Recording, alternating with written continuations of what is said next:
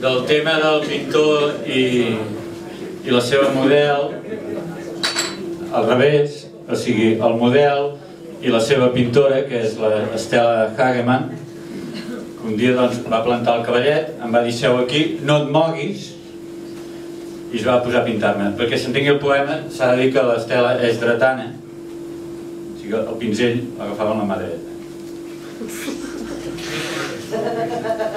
La mà esquerra o no hi tenia res, o tenia el drap, o segons. D'un model a una pintora. De tant en tant em miren els teus dits. Les teves ungles no paren d'enraonar-se entre elles. Els cabells teus parlen de mi quan els sembla que no els sento. La teva mà esquerra té el món quiet. Tot l'univers món se la mira. Ta mà esquerra, amb autoritat, manté a distància l'aire. L'oceà fondo del teu front se n'ha anat molt lluny, amb l'idiota de Dostoievski. Em torno estrella de mar, natura morta, ésser real, sóc el món real de fora, sóc real, em convertiré en una imatge entre les teves mans, els teus peus ballen de mi. L'altra mà teva, l'espasa, em té contra la paret, contra la tela. La foscor blau cel dels teus ulls em furta la forma, a mi, i no em puc moure. Em culls i em tornes a tornar al món.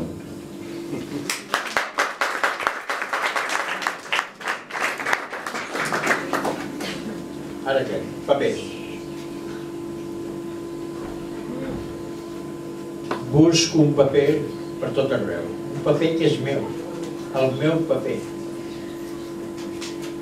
I regiro prestatges, armaris, calaixos, amagatalls, racons, i miro sota el llit, i res. De petit m'ho van dir, quan siguis gran, faràs el teu paper en la vida. I vaig fer d'actor, i sempre feia el paper dels altres, no feia mai el meu paper. Però si tothom fa el seu paper, em deia tothom.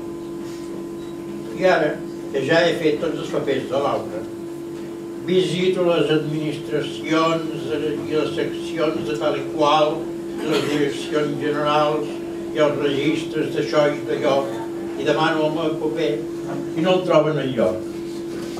I finalment, desesperat, descullo i busco en la roba, en les sabates, i ni res. Dec ser l'home que no consta en cap arxiu o un d'aquells indocumentats que no tenen identitat, els pobres. Fora els pobres! S'han de matar els pobres! Seré un de tant, doncs, o tal vegada l'únic. Qui sóc jo? Segurament una raresa, una excepció, un fenomen.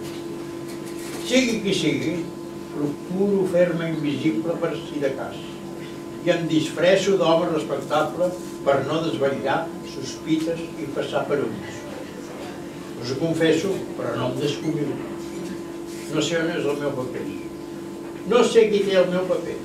No sé quin paper haig de fer. No us escampeu, que no ho sàpiga ningú.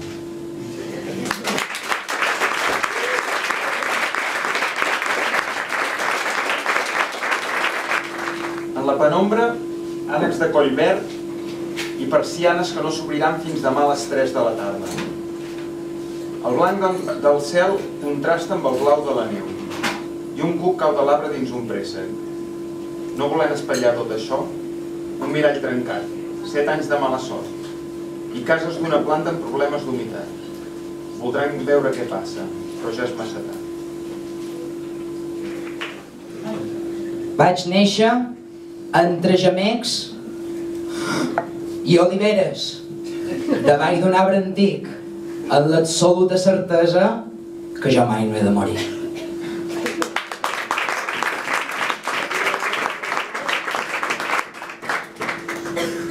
Els hindús de les roses.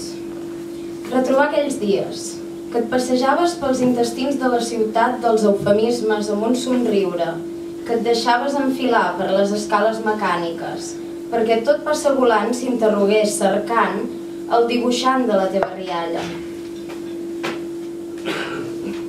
De mig boja, de babaua, i l'audició d'aquells músics de cavernes era el reflexe del teu somriure, i feia un gall sense fer nosa i se li trencava una corda, i de la butxaca te'n treies una de nova, i t'aturaves sabent que feies tard, a l'andana, somrient al revisor, a l'escombriaire i fins al mirall retrovisor de la màquina, només pel plaer de seguir jugant a manar el temps, en els moments, i eres les busques, les teves passes, i volies ser les del seu rellotge, i escrivies arrepenjada a la porta, i amb el somriure al seient.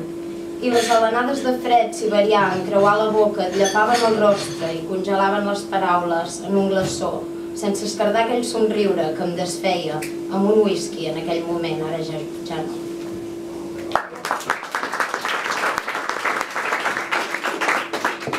I aquest es diu Sonet a la cabana. Desconeixies la profunditat d'aquella zona. Ignoraves si tenia el cul gros o petit. Havies d'inventar la forma exacta del meu pit i eres més roc i més volcà que no persona. I t'endalies per no saber-ho, per descobrir, per voler en mans de no voler, amb llengua i vers teixir el plaer i fer de tot amb tot, menys definir. Però amb tot, cercàrem llenya, fèrem cabana, encenguérem un foc i des de dalt la traginada sortir la fumarela d'altres homes a l'esquena i d'altres mons tots enfosquits de matinada. I ens inventàvem i ens ho dèiem, així, d'això, d'aquella manera ho fèiem.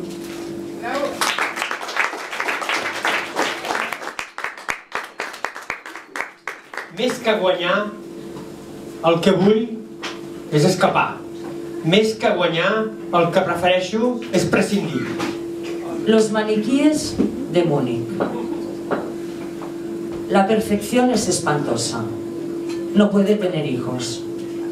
Fría como la respiración de la nieve, tapona la matriz donde los tejos soplan como hidras. El árbol de la vida y el árbol de la vida, que ponen sus lunas en libertad, un mes tras otro, sin propósito alguno. El flujo de la sangre es el flujo del amor, el sacrificio absoluto. Significa, nunca más un ídolo que no sea yo y tú. Así, en su sulfuroso encanto, en sus sonrisas, esos maniquíes yacen esta noche, en Múnich, depósito de cadáveres entre París y Roma, desnudos y calvos dentro de sus abrigos de piel, caramelos naranja, ensartados en palo de plata, intolerables, sin mente. La nieve deja caer sus fragmentos de oscuridad. No hay nadie a la vista.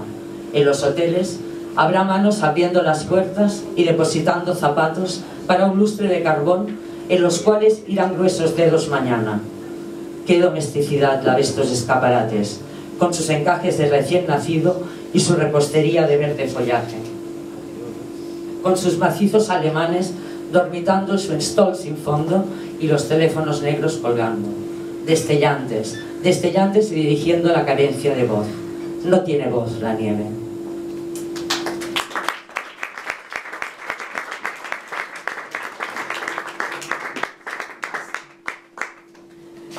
És una autora que es diu Sílvia Plath y el llibre es diu Ariel. Hola, no he traído nada porque no pensaba decir nada, solo tengo ganas de romper la hegemonía catalana. Espero que no me digan por qué no te callas. Es muy breve. Se llama Hueco y dice así: estoy en el mismo hueco que en que me dejaste hace 3 otoños. Solo me entusiasma la idea de cambiarle el sexo a Dios.